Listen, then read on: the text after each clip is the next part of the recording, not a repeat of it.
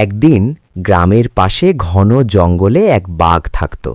সে খুব গর্ব করত নিজের শক্তি নিয়ে। সব সময় বলতো, এই জঙ্গলে আমার চেয়ে শক্তিশালী আর কেউ নেই। একদিন এক ছোট্ট ছাগল জঙ্গলে ঘাস খেতে গিয়ে বাঘের সামনে পড়ে গেল।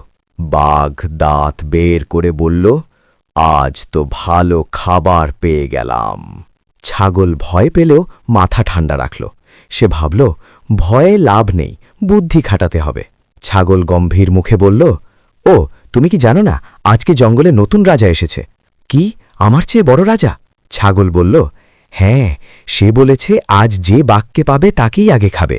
বাঘ একটু কাঁপতে লাগল, বলল, সে কোথায়, দেখাও তো। ছাগল তাকে নিয়ে গেল পাশের কুয়োর কাছে। কুয়োর পানিতে বাঘ নিজের প্রতিবিম্ব দেখল। ছাগল বলল, এই যে দেখো, ওই সেই নতুন রাজা। বাঘ নিজের ছায়াকে দেখে রেগে গিয়ে ভাবল, সত্যিই আরেক বাঘ আছে। সে গর্জন করে কুয়োর ভিতর ঝাঁপ দিল।